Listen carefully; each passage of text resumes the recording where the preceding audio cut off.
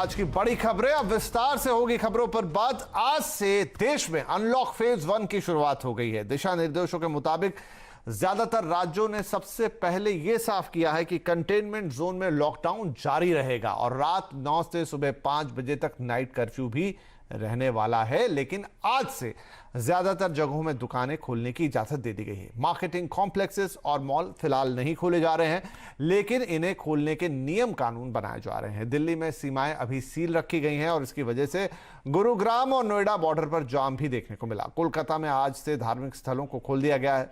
Railway ने आज से 200 पैसेंजर ट्रेन शुरू कर दी हैं। वहीं यूपी रोडवेज ने भी आज से बसों का सफर शुरू कर दिया है।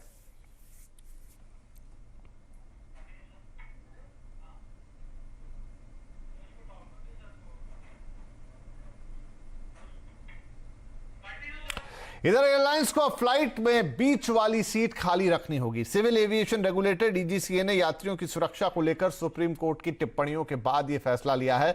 हालांकि इसमें कुछ रियायतें भी हैं। गाइडलाइन में कहा गया है कि अगर बीच की सीट खाली रखना बिल्कुल संभव नहीं है तो यात्रियों को एक रैप राउंड गाउन दिया जाए। हालांकि एक परिवार के सदस्यों को एक साथ बैठने की इजाजत दी जा सकती है। सभी यात्रियों को एयरलाइन सुरक्षा किट मुहैया कराएगी। इसमें मास्क, फेस शील्ड, सैनिटाइजर शामिल होंगे। चलिए तो अब हम थोड़ी सी बातें कर लें, थोड़ा सा अपडेट ले लें। हमारे साथ हमारी पूरी टीम है। दीपाली नंदा हमारे साथ दिल्ली से जुड़ रही हैं, मनीष देसाई हमारे साथ अहमदाबाद से शामिल होंगे। लेकिन हम पहले जाएंगे दीपाली के पास। तो दीपाली, इन तमाम खबरों में जो सबसे अहम है आज के दिन की, आज से अनलॉक फेज 1 की शुरुआत हो गई है। हमने धीरे धीरे चीजों को खोलना शुरू कर दिया है। तो अभी लगभग आधे से ज्यादा दिन बीता है, 4 बजने को हैं। कैसा रहा है अनलॉक फेज 1 का अनुभव और क्या कुछ खबरें अभी तक आपको सुनने को मिली हैं इसे लेकर? देखिए, जिस तरह से मोदी सरकार ने ये इशारा साफ कर दिया है कि अब कोरोना के साथ ही जीना है और इसलिए आज अनलॉक फेज 1 की शुरुआत हो गई है। अगर 4 बजे तक की बात करें तो मैं राजधानी दिल्ली का पहले आपको हाल बताना चाहूंगी। हम देख रहे थे कि अभी तक ऑड इवन के आधार पर दुकानों को खोला जा रहा था। कुछ रिस्ट्रिक्शंस थी कि सैलून नहीं खोले जाएंगे या फिर जहां पर ज्यादा क्राउडेड है वहां पर कंटेनमेंट जोन्स पर पूरी तरह से रिस्ट्रिक्शन लगाया जाएगा, लोगों को घरों से बाहर नहीं निकलने दिया जाएगा। लेकिन अगर आज की बात करें तो दुकानें अब पहले की तरह खुलने लगी है, सड़कों पर रश दिखाई दे रहा है। और यहां पर मैं बता दूं कि जो कंटेनमेंट जोन है वहां पर भी जो लोग रह रहे हैं वो अपने घरों से बाहर निकलते हुए दिखाई दे रहे हैं। तो अनलॉक फेज 1 के तहत राजधानी दिल्ली में कई सारी रियायतें दे दी गई हैं। जो सैलून्स की शॉप्स हैं, ब्यूटी पार्लर्स हैं, ये भी अब पूरी तरह से खुल पाएंगे। ऑड इवन की बात करें तो ये पाबंदी हटा दी गई है। जितनी भी मार्केट्स हैं वहां पर भी दुकानें अपने नियमित टाइम से खोली जाएंगी। तो काफी रियायतें इसमें दी गई हैं। लेकिन विपिन जी, वहीं दूसरी तरफ देखा जाए तो जो कोरोना की संख्या है पॉजिटिव मरीजों के लिहाज से, वो दिल्ली में लगातार बढ़ती जा रही है। अगर हम पिछले 24 घंटे की बात करें तो 1200 से ज्यादा नए पॉजिटिव मरीज राजधानी दिल्ली में ही मिले हैं और यहां पर जो कुल संख्या है वो 19,000 के पार जा चुकी है।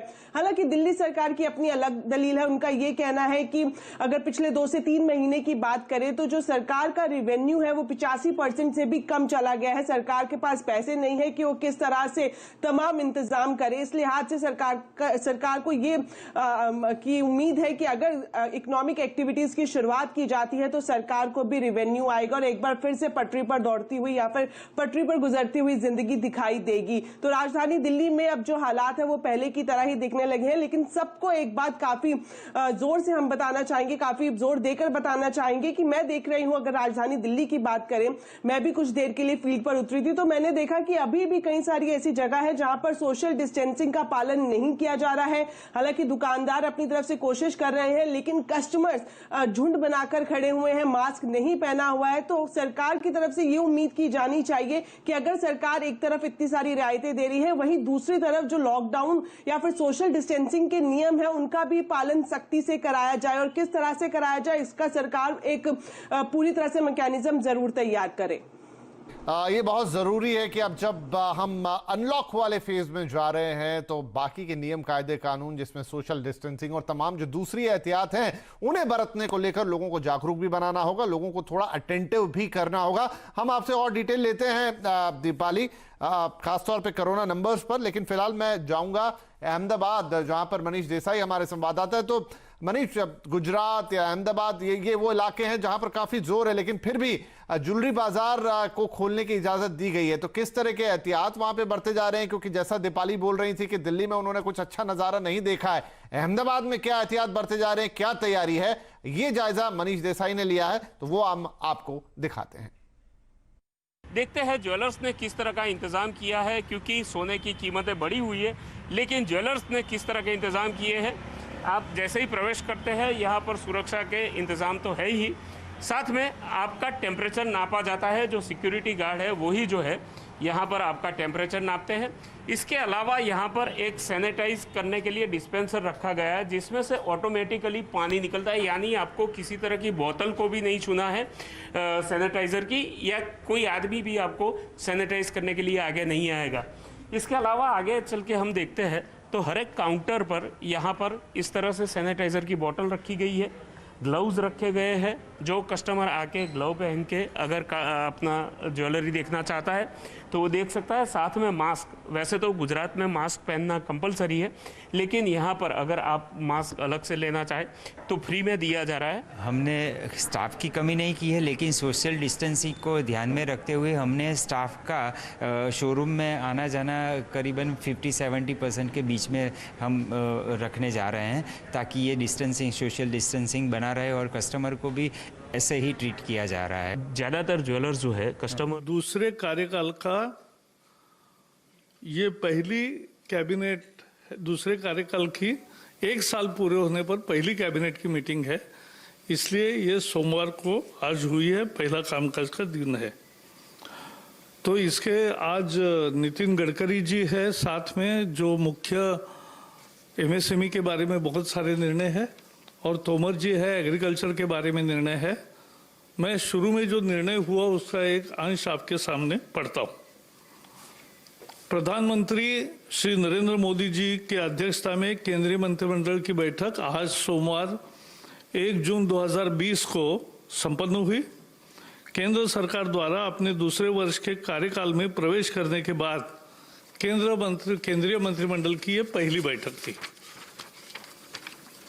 बैठक में ऐसे ऐतिहासिक फैसले लिए गए जिनका भारत की मेहनती किसानों, सूक्ष्म लघु एवं मध्यम क्षेत्र के उद्योग और रेडी पटरी वालों के रूप में काम करने वाले लोगों के जीवन पर एक परिवर्तनकारी प्रभाव पड़ेगा। सूक्ष्म लघु एवं मध्यम उद्यम, जिन्हें लोकप्रिय रूप से एसएमए कहा जाता है, एमएसएमई, भारतीय अर्थव्यवस्था की रीढ़ है।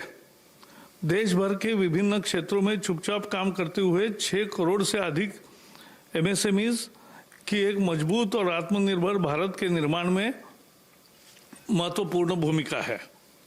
कोविड-19 महामारी के बाद प्रधानमंत्री नरेंद्र मोदी जी ने राष्ट्र निर्माण के एमएसएमई की भूमिका को शीघ्र पहचान लिया। इसलिए एमएसएमई को आत्मनिर्भर भारत अभियान के तहत की गई घोषणाओं का एक बहुत महत्वपूर्ण हिस्सा बनाया गया था। इस पैकेज के तहत एमएसएमई क्षेत्र को न केवल पर्याप्त आवंटन किया गया है, बल्कि अर्थव्यवस्था को पुनर्जीवित करने के उपायों के में कार्यान्वयन को भी प्राथमिकता दी गई है।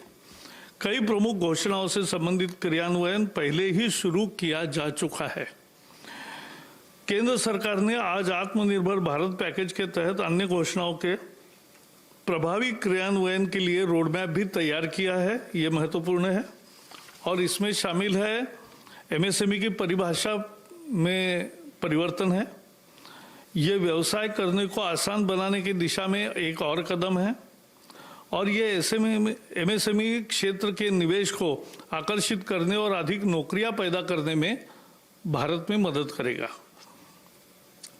जो एमएसएमई संकट में है उनको इक्विटी सहायता प्रदान करने के लिए अधीनस्थ ऋण के रूप में 20,000 करोड़ रुपए का प्रावधान का प्रस्ताव आज कैबिनेट द्वारा औपचारिक रूप से अनुमोदित किया गया। इससे 2 लाख ऐसे जो संकट में है ऐसे एमएसएमई को फायदा होगा। एमएसएमई के लिए 50,000 करोड़ रुपए के इक्विटी निवेश का प्रस्ताव भी पहली दफा हुआ है।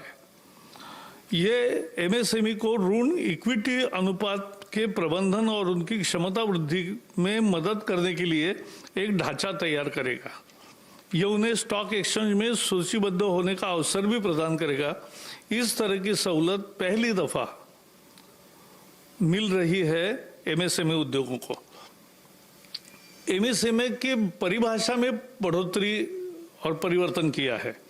भारत सरकार ने आज एमएसएमई की परिभाषा को और संशोधित किया, क्योंकि जब पैकेज घोषित किया था तो एक संशोधन दिया था, लेकिन आज इकाई की परिभाषा बढ़ाकर 1 करोड़ रुपए के निवेश और 5 करोड़ रुपए का कारोबार कर दिया गया। लघु इकाई की सीमा बढ़ाकर 10 करोड़ रुपए का निवेश और 50 करोड़ रुपए का टर्नओवर कर दिया गया है। इसी प्रकार मध्यम इकाई का निवेश सीमा बढ़ाकर 20 करोड़ रुपए तथा 100 करोड़ की जगह 250 करोड़ रुपए का कारोबार कर दिया गया है। गौरतलब है कि 2006 में एमएसएमई डेवलपमेंट एक्ट के अस्तित्व में आने के 14 साल बाद यह संशोधन हुआ है। पैकेज की 13 मई 2020 को घोषणा के बाद अनेक प्रतिनिधियों से मिले और घोषित संशोधन अब भी बाजार और मूल्य निर्धारण की स्थिति के अनुरूप नहीं है, इसे ऊपर की तरफ और संशोधित किया जाना चाहिए, इस तरह का फीडबैक आया। इन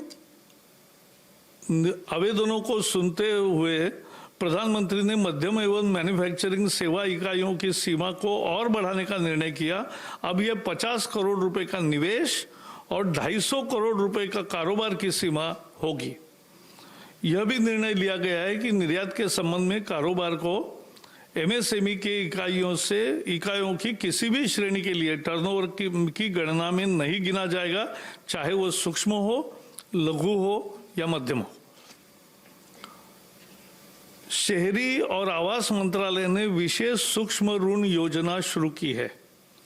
इसके जरिए रेडी पटरी वाले, ठेले वाले, छोटा दुकान जो बिठाते हैं, सड़क पर माल बेचते हैं, उनकी क्षमता और उनका काम चले, इसके लिए ज़्यादा ऋण उपलब्ध कराने के फैसला किया है। ये योजना लंबे समय तक चलेगी, क्योंकि कामकाज फिर शुरू कर सके और अपना जीविकोपार्जन सही तरीके से कर सके। इस योजना के 50 लाख से अधिक पटरी सामान बेचने वाले ठेला वाले, हॉकर और रेडी पटरी वालों को लाभ मिलेगा। इनके द्वारा क्या क्या बेचा जाता है मालूम है आपको? सब्जी है, फल है, तैयार खाद्य पदार्थ है, चाय, पकोड़ा, ब्रेड, अंडा, कपड़ा, चप्पल, किताब, स्टेशनरी की आपूर्ति, बहुत सारे वस्तुएं यहाँ बेची जाती है, हम खरीदते हैं।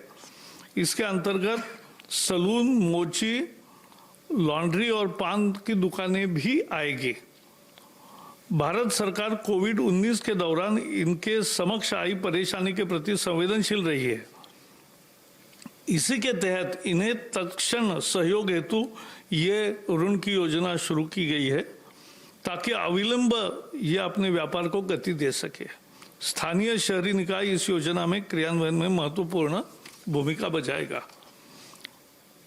शायद भारतीय इतिहास में पहली दफा आजादी के बाद ऐसा निर्णय लिया गया है, जबकि फुटपाथ दुकानदारों और रेडी ठाने वालों को, चाहे शहरी क्षेत्र या ग्रामीण क्षेत्र के हो, इस योजना के तहत इन सभी लोगों को, वर्गों को 10,000 रुपए का ऋण दिया जाएगा। इसे वो मासिक किस्तों में अधिकतम 1 वर्ष के अंदर वापस लौटा सकते। समय पर भुगतान करने को वालों को 7% वार्षिक ब्याज सब्सिडी के रूप में लाभार्थी के बैंक खाते में जमा कर दी जाएगा। इसमें किसी तरह का दंड का प्राविधान नहीं है। इस पहल से इन वेंडरों एवं अन्य विक्रेताओं को आर्थिक उन्नयन में मदद मिलेगी। इस योजना के क्रियान्वयन में किसी तरह की कठिनाई ना हो तथा जिन्हें इसका लाभ मिलना है उन तक यह सही ढंग से पहुंचे, इसके लिए मंत्रालय, बैंक एवं स्वयं सहायता समूह की अहम जिम्मेदारी एवं भूमिका तय की गई है। साथ ही इसके क्रियान्वयन में पारदर्शिता रहे, इसके लिए पोर्टल, मोबाइल ऐप भी तैयार किए गए हैं। सशक्तिकरण के लिए टेक्नोलॉजी का उपयोग अन्य काम में भी करने का फैसला हुआ है। योजना के पूर्ण क्रियान्वयन एक वेब पोर्टल के साथ एक डिजिटल प्लेटफॉर्म मोबाइल ऐप विकसित किया जा रहा है। यह प्लेटफॉर्म विक्रेताओं को औपचारिक वित्तीय ढांचे के साथ एकीकृत करने के लिए it will be yet another financial inclusion. यह आईटी प्लेटफॉर्म मदद करेगा। डिजिटल ट्रांजैक्शन को इससे बल मिलेगा, प्रोत्साहन मिलेगा और क्षमताओं के विकास के लिए भी ये राज्य सरकार एवं अन्य एजेंसियों के सहयोग से शहरी विकास मंत्रालय एक क्षमता विकास एवं वित्तीय साक्षरता का कार्यक्रम भी शुरू करेगा, जो महत्वपूर्ण है। सरकार ने किसानों के लिए आज बड़े फैसले किए, जो पहले पैकेज के समय नहीं बताया था, लेकिन आज पहले नया फैसला है और बहुत महत्वपूर्ण है कि न्यूनतम समर्थन मूल्य उसकी कुल लागत का 1.5 गुना ज्यादा रखने का अपना वादा सरकार पूरा कर रही है। खरीफ फसल 20-21 के 14 फसलों के CACP आधारित न्यूनतम समर्थन मूल्य जारी कर दिया गया है, जिसकी जानकारी तोमर जी बताएंगे। इन 14 फसलों पर किसानों को अब लागत का 50 से लेकर 83% तक ज्यादा दाम हासिल होगा। सरकार ने बैंकों द्वारा खेती और उससे जुड़े काम धंधों के लिए 3 लाख रुपए तक के अल्पकालिक कर्ज के भुगतान की तिथि भी 31 अगस्त 2020 तक बढ़ाई है और किसानों में इसमें ब्याज की छूट और अदायगी में मोहलत, ये दोनों फायदे उसको मिलेंगे। किसानों को 1 मार्च 2020 से 31 अगस्त 2020 के बीच अल्पकालिक कृषि कर्ज की ब्याज में 2% और अदायगी में 3% का फायदा होगा। भारत सरकार द्वारा किसानों को 7% से कर्जा मिलता है। इसमें 3 लाख रुपए तक के लोन पर 2% बैंक ब्याज की छूट सरकार देगी और समय पर भुगतान पर 3% का फायदा मिलेगा। इसका मतलब 4% में 3 लाख तक का कर्जा मिलेगा। किसानों के लिए ये बहुत बड़ी तोहफा है। ब्याज में छूट की योजना किसानों को किसान क्रेडिट कार्ड के जरिए कर्ज सहित अल्पकालीन फसल कर्ज के देने के मकसद से शुरू की गई है।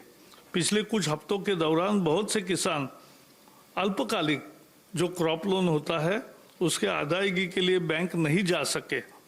इसको ध्यान रखते हुए कैबिनेट ने जो निर्णय किया है उससे करोड़ों किसानों का लाभ होगा। गरीब ही इस सरकार की सर्वोच्च प्राथमिकता है और इसलिए कोरोना वायरस महामारी के दौरान लॉकडाउन की शुरुआत से ही सरकार सबसे ज्यादा गरीब लोगों की जरूरतों को लेकर संवेदनशील रही है। लॉकडाउन शुरू होने के बाद 2 दिन में पहला 1,70,000 करोड़ का पैकेज की घोषणा हुई। माननीय प्रकाश जावड़ेकर जी और उपस्थित मित्रों,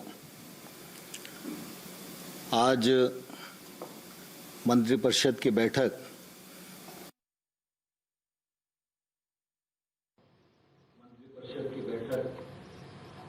माननीय प्रधानमंत्री जी की अध्यक्षता में संपन्न हुई और उस बैठक में विभिन्न मंत्रालयों से संबंधित आम आदमी को राहत और मदद देने की दृष्टि से निर्णय किए गए।